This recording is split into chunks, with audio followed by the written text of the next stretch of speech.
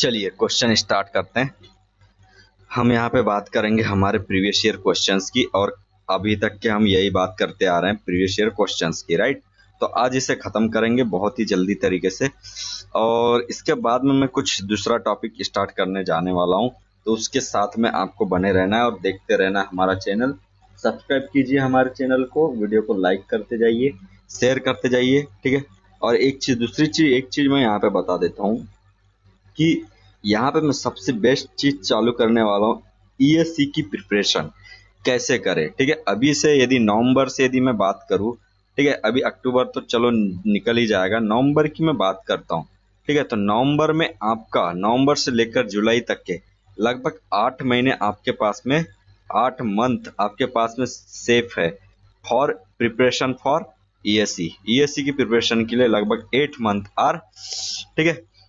तो उसके लिए आपको प्रिपरेशन तैयार करना, मैं यहाँ से क्लास स्टार्ट करूंगा, ठीक है। बहुत ही जबरदस्त तरीके से ईएससी की बहुत ही बेहतरीन तरीके से आपकी तैयारी करवाऊंगा। तो मेरे साथ में बने रहिए, देखते रहिए हमारा चैनल, ठीक है, जिससे कि आपका बेनिफिट होता रहे। चलिए स्टार्ट करते हैं बिना टाइम को वेस्ट किए हुए। हमारा चैनल को आपको सब्सक्राइब करना है, हमसे जुड़े रहना है। तो क्वेश्चन हम यहाँ पे 151 से स्टार्ट करते हैं, 151 से स्टार्ट करते हैं, ठीक है।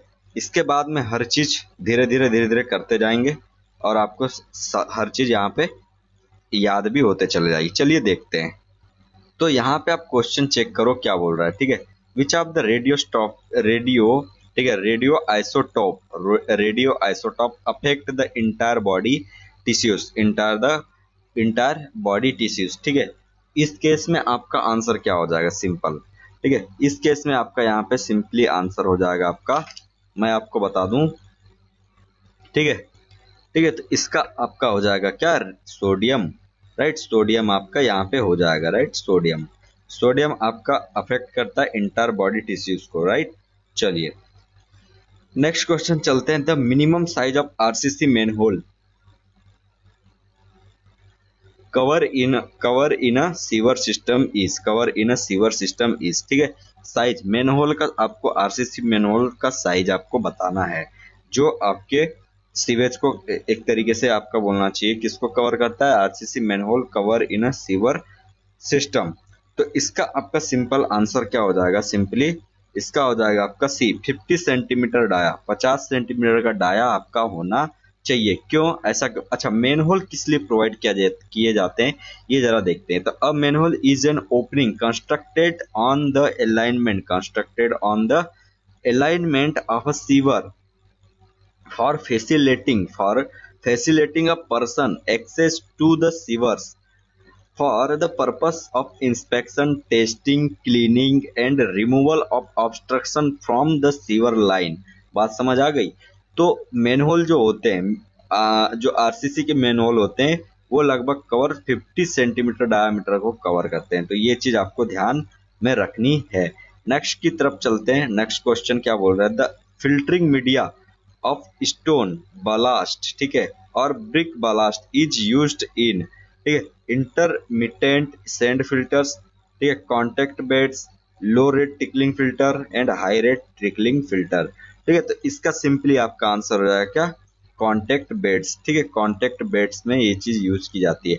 इन ट्रिकलिंग फिल्टर, समझ रहे हो बात को, in trickling filter the filtering media used in each soil of varying size soil of varying size in contact beds filtering media of stone ballast और brick ballast is used, ठीक है। चलिए आगे बढ़ते हैं। चलिए क्वेश्चन चेक करते हैं यहाँ पे क्या बोल रहा है, the water which not chemically pure, ठीक है, water is not chemically pure but does not contain anything harmful to human health is called, ठीक है। आपका केमिकली प्योर नहीं है, ठीक है, केमिकली प्योर नहीं है बट वो हार्म नहीं करेगा, तो ऐसे वाटर को क्या बोलते हैं, ठीक है।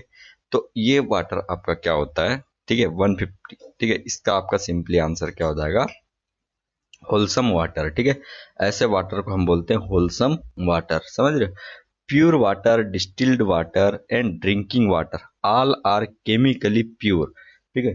Where is wholesome water is the water which in itself does not contain any harmful particles but has not been chemically processed to remove impurities, right? चलिए, तो ये कहानी आपकी यहाँ पर थी। नेक्स्ट की बात कर लेते हैं जल्दी से। मेथोमेगलोबेनिया, ये किसके वजह से होता है? ठीक है, बड़ा अच्छा क्वेश्चन है ये होता है आपका नाइट्रेट्स की वजह से। ठीक है, नाइट्रेट्स की वजह से ये चीज होता है, राइट। मेथोमेगलोबेनिया एक डिसीज होती है जो कि आपकी जो बेबी होते हैं उनको ब्लू कर देती है। ब्लू बेबी डिसीज को माना जाता है। ठीक है, चलिए आगे बात करते हैं। The limiting value of Kent, ठीक है, ग्रेडियंट फॉर ऑल गेज। अच्छा, गेज के लिए आपको यहाँ पे लिमिटिंग बताना है, लिमिटिंग वैल्यू बताना है ऑल गेज के लिए। तो ये हो जाएगा आपका सिंपली क्या, 1/100, 1/1000। ठीक है, minimum value of Kent gradient is 1/1000 which is provided in station yards to drain off water। ठीक है, तो ये चीज आपका यहाँ पर हो जाएगा। समझ रहे बात को? चलिए आगे बढ़ते हैं। चलिए क्वेश्चन नंबर 157 की बात करते हैं। A singly reinforced beam the effective depth is measured from its compression edge to. ठीक है, इट्स कंप्रेशन एज टू। ठीक है, इसका क्या हो जाएगा आपका simple, in a singly reinforced beam, the effective depth is measured from its compression edge to. ठीक है, इसका क्या हो जाएगा आंसर? ठीक है, सिंपल है, इसका हो जाएगा B, tensile reinforcement, right. In single reinforcement beam the effective depth is measured from its compression edge to tensile reinforcement. ठीक है, टेंसाइल रिइंफोर्समेंट सही बात है। कंप्रेसिव एज मतलब देखो इस तरीके से आपका होता है यहाँ पे, राइट, इस तरीके से यहाँ पर होता है। यहाँ पे आपकी क्या लगी होती है, रॉड लगी हुई होती है। ठीक है, ये आपकी यहाँ पे न्यूट्रल एक्सिस हो गई। ठीक है, ये आपकी न्यूट्रल एक्सिस हो गई, सिंपल।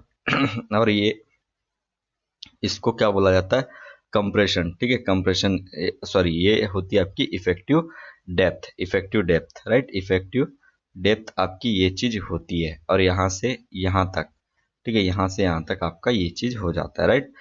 चलिए अब आगे बात कर लेते हैं जल्दी से।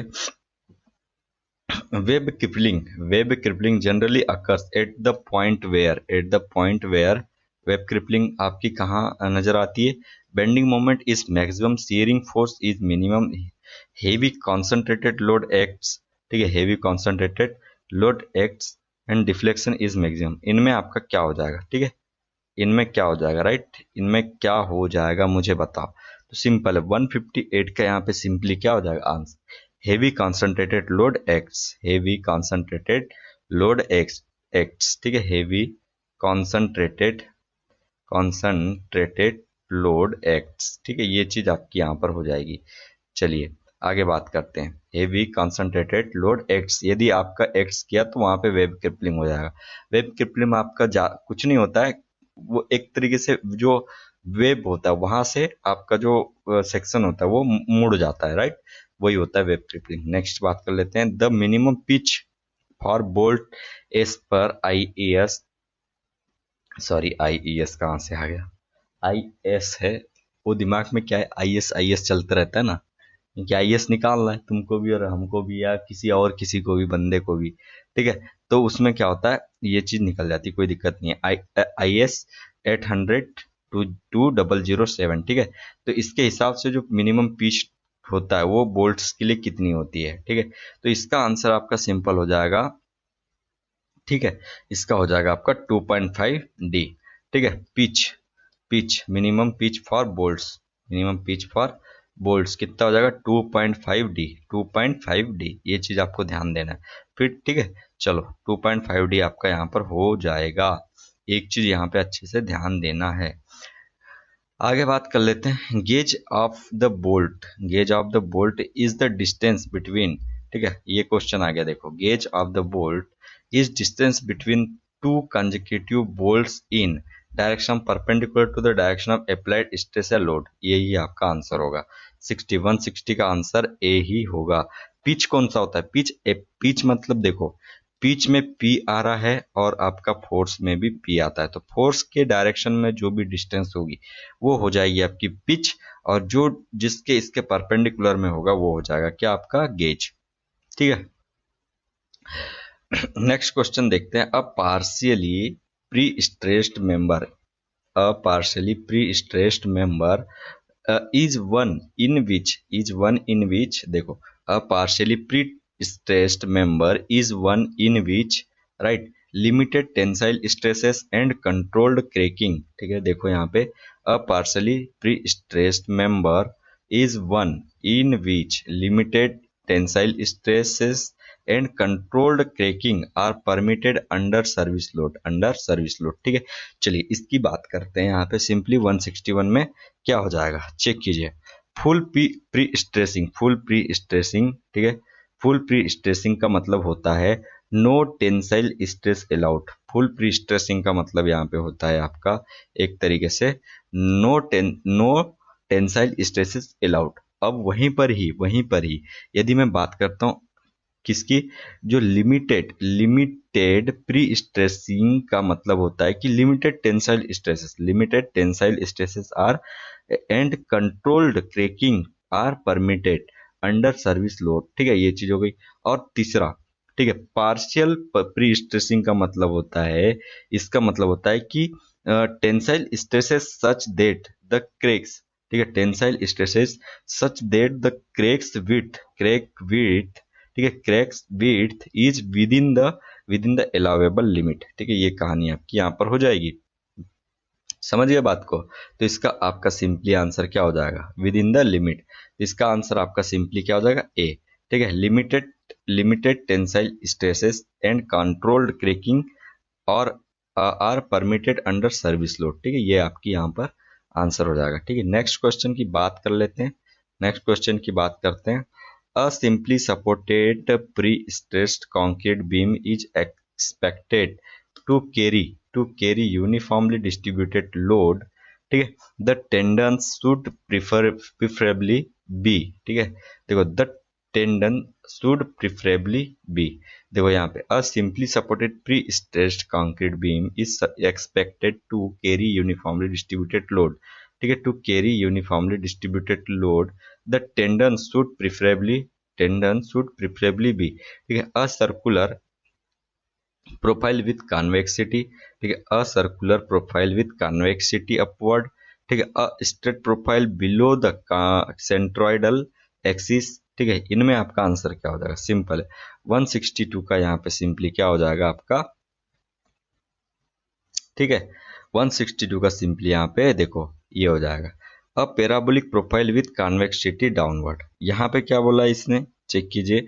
अ simply supported prestressed concrete beam is expected to carry uniformly distributed load the tendon should preferably be, right. यदि आपका इस तरीके से आपका कहना चाहिए एक तरीके से बीम है जो कि यूनिफॉर्मली डिस्ट्रीब्यूटेड लोड को कैरी कर रहा है, तो इसमें जो आपका बेंडिंग मोमेंट बनेगा वो कैसा बनेगा, इस तरीके से। ठीक है, WL²/8 WL²/8 ये चीज बनने वाला है। ठीक है, समझ गए बात को, BMD। तो इस केस में आपका जो पैराबोलिक प्रोफाइल जो रहेगी वो रहेगी क्या, कॉन्वेक्स। ठीक है, कॉन्वेक्सिटी डाउनवर्ड। मतलब आप किस तरीके से बना दोगे इसमें, सिंपली आपका जो केबल रहेगा वो केबल किस तरीके से रहेगा, इस तरीके से आपका प्लेस यहाँ पर रहने वाला है, जिससे कि इजीली बेंडिंग मोमेंट को काउंटर कर पाए। ठीक है, चलो नेक्स्ट क्वेश्चन की तरफ हम बढ़ते हैं। The decrease of stress in steel at a constant strain term. ठीक है, decrease of stress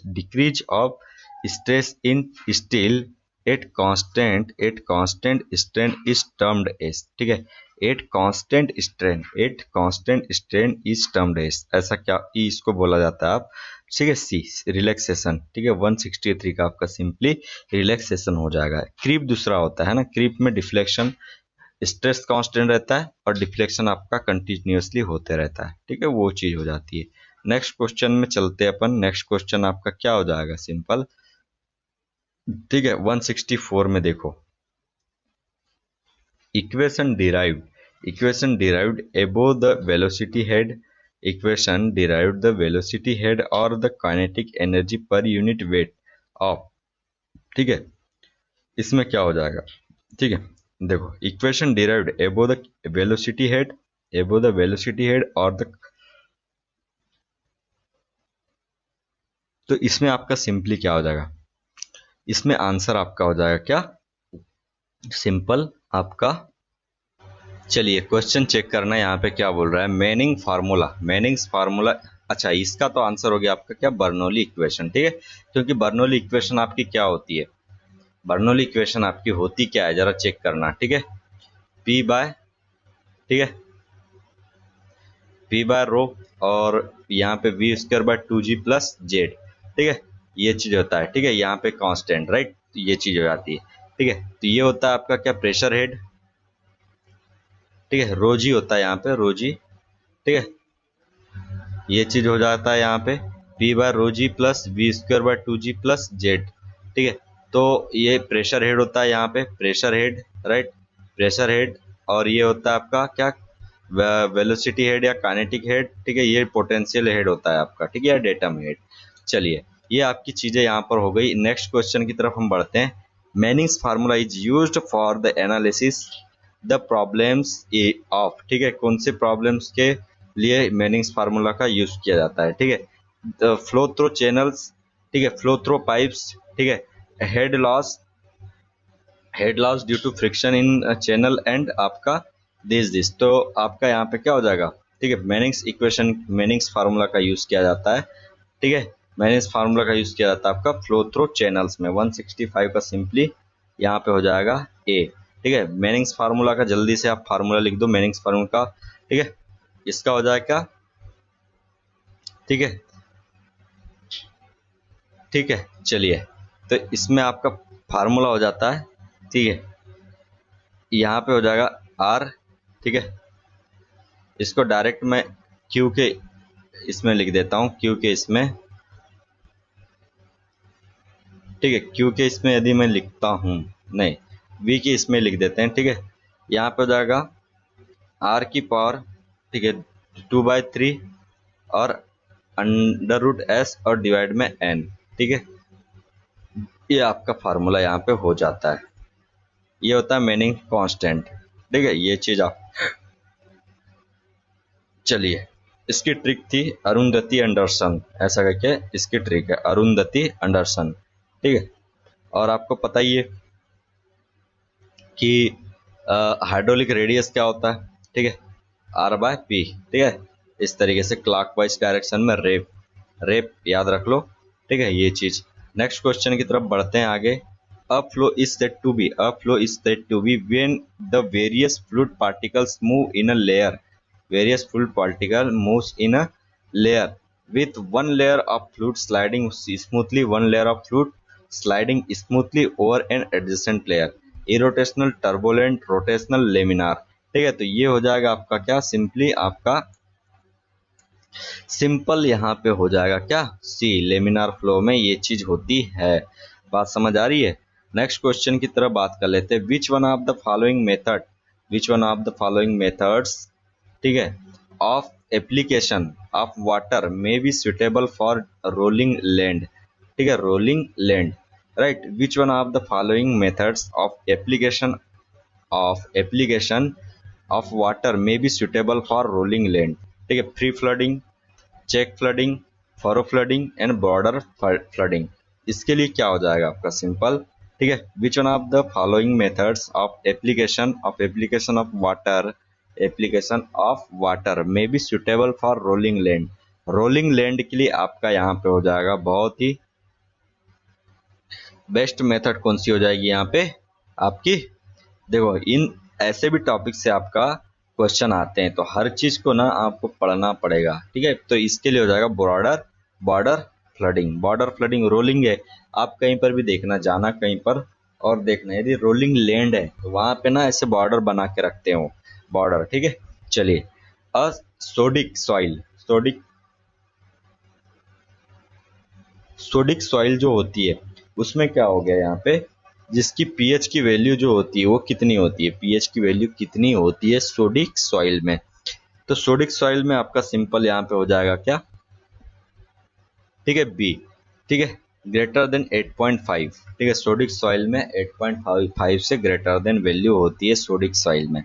next question check करना है यहाँ पे, a venturimeter is used for measuring, venturimeter को किस लिए यूज किया जाता है, total energy, flow rate, piezometric head and pressure. तो वेंचुरीमीटर को यूज किया जाता है आपका किसके लिए, फ्लो रेट के लिए यूज किया जाता जाता है, फ्लो रेट के लिए यूज किया जाता है, मतलब क्यू के लिए यूज किया जाता है।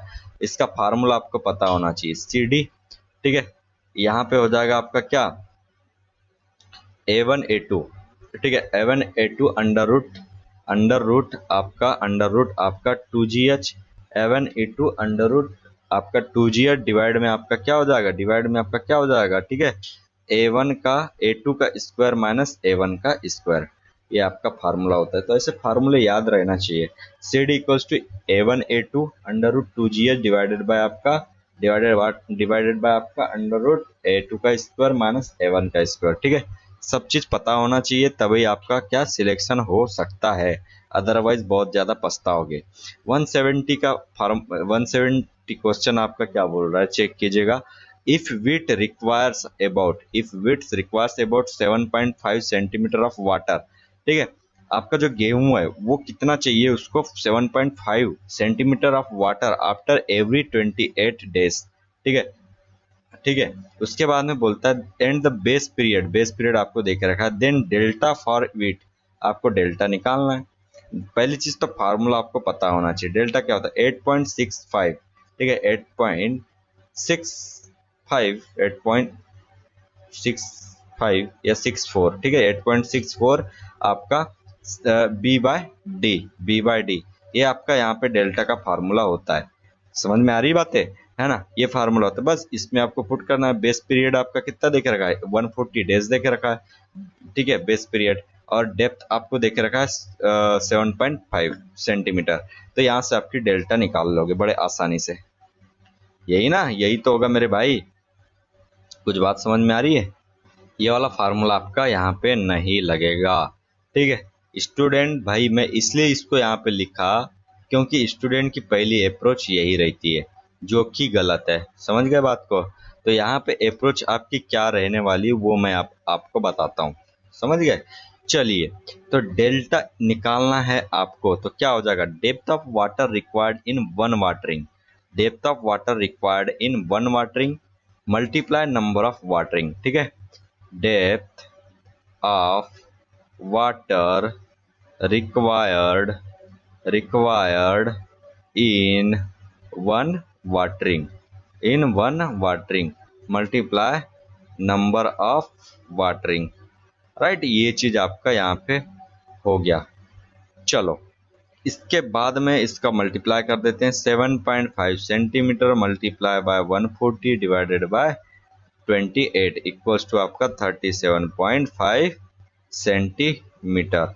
चलो नेक्स्ट क्वेश्चन की तरफ आगे बढ़ते हैं। नेक्स्ट क्वेश्चन क्या बोलता है, ठीक है, स्कोर डेप्थ है ना, इसका design for a score depth, score depth का यहाँ पे फार्मूला क्या हो जाएगा, स्कोर डेप्थ का फार्मूला यहाँ पर क्या हो जाएगा, इसको आपको बताना है।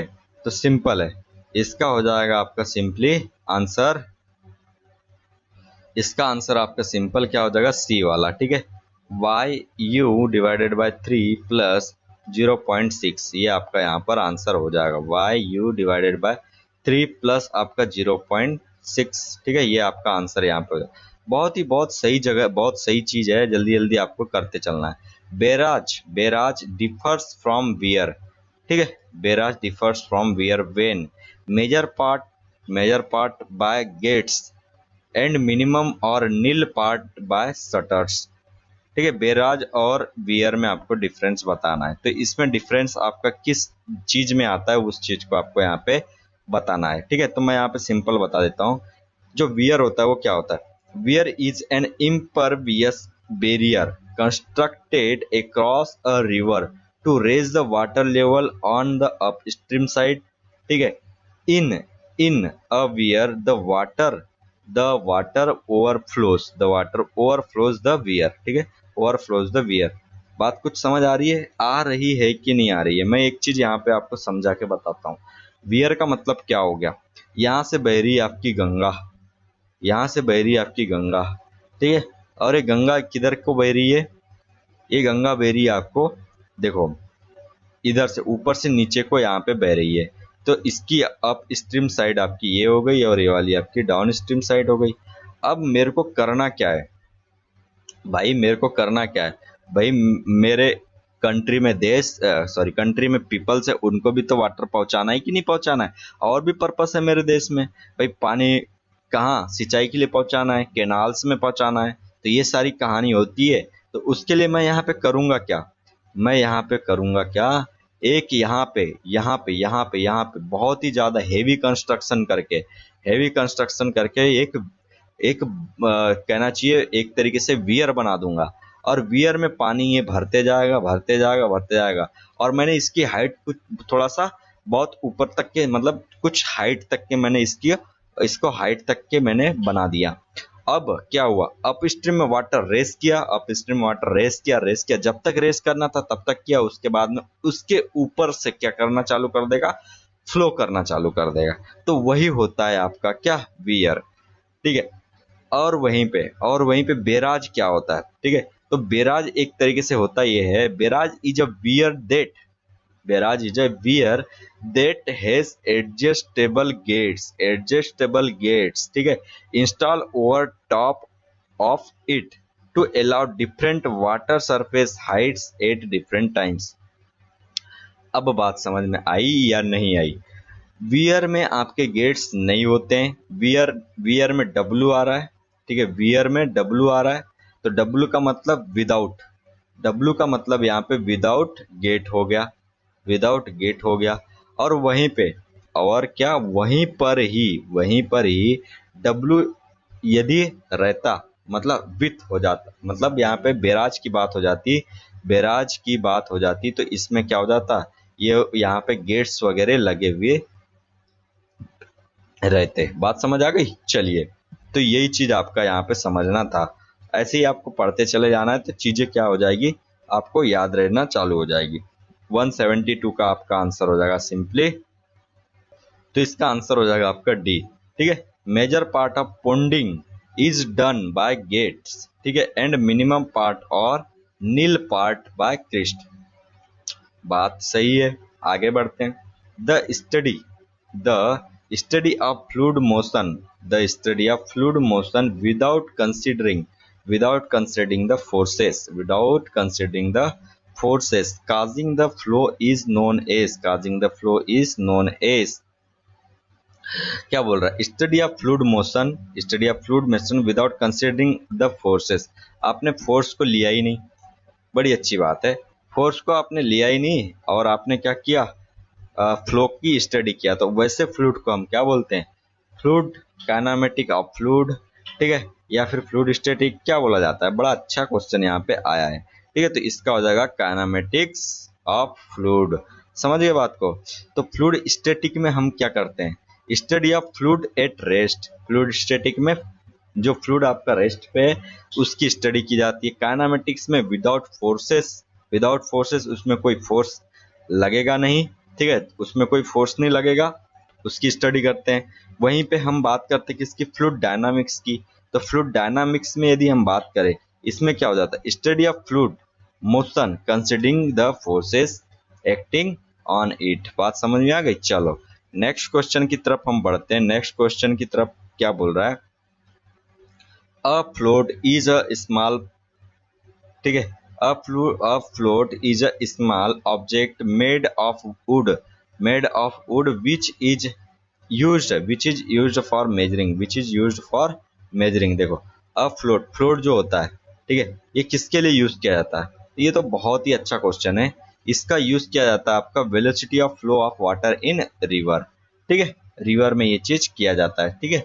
चलिए 174 का आपका 174 में सिंपली ए हो जाएगा, राइट। नेक्स्ट क्वेश्चन की बात करते हैं, the hydrologic routing method are based on, ठीक है, hydrologic routing methods are based on.